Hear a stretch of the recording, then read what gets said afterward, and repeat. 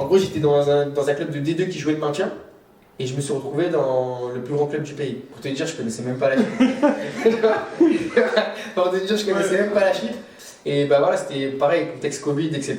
Et après Lens, il fallait tourner la page. Moi j'étais dans la même situation que lui où c'était un peu flou, où j'ai eu des discussions avec eux, ils voulaient que je reste pour un an amateur, etc. Mais personnellement, après j'étais peut-être ça aussi par rapport au niveau des agents et tout, j'étais pas très bien entouré.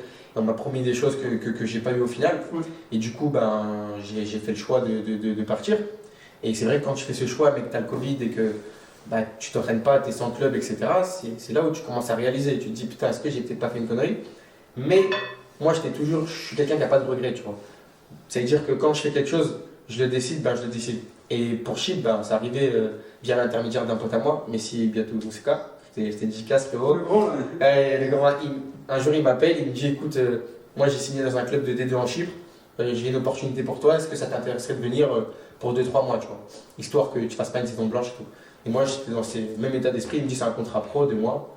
Je dis, bon, vas-y. 2 mois. 2 mois ou 2 mois et demi, genre, je signe de février. T'as pas joué pendant 6 mois, tu t'es entraîné tout seul. Ouais, pendant 7 mois, moi je. Et c'est vers janvier-février, je me rappelle. C'est ça, février. À ce moment-là. C'est ça, exactement. C'est-à-dire, moi j'étais là, j'allais courir tout seul. Et tu sais, moi, c'est quoi le plus relou dans ça? C'est quand tu vas courir, tu vas t'entraîner, mais que t'as rien. Tu vois? Et déjà, psychologiquement, c'est encore plus dur. Parce que tu vois, des fois, tu parles avec des agents, tu as des petites pistes. Ah, il y a ce club-là, après, pars-toi pour ça. Mais là, c'était vraiment en mode néant. Et dire, quand il m'appelle, et moi j'ai foncé direct. Après, j'ai eu beaucoup de commentaires. Mais t'étais à Lens, t'as fait équipe de France, et tu te retrouves à Chypre, etc. Mais encore sur ce que je te disais, quand tu as confiance en toi, je pense que ça joue. Tu vois. Après, j'ai pas une surconfiance en moi, tu vois. Mais je m'étais dit, bah écoute, pourquoi pas? Tu vas tenter une expérience là-bas. Tu vas en D2, tu sais pas le niveau c'est quoi, tu connais pas le pays certes, mais peut-être que si tu es bon et que tu travailles dur comme dans ton état d'esprit dans lequel tu es, tu pourras avoir une D1 et de D1, peut-être que tu pourras venir dans un championnat plus majeur, tu vois. C'était ça mon plan. Tu vois, et au final, ben. C'est exactement ce qui s'est passé.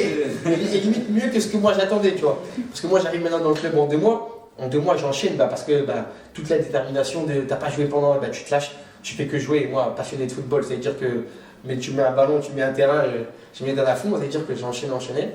Et là, au bout des 2 mois, tu as la Poel qui fait le plus grand club du pays. C'est le seul club que je connais de la Chypre.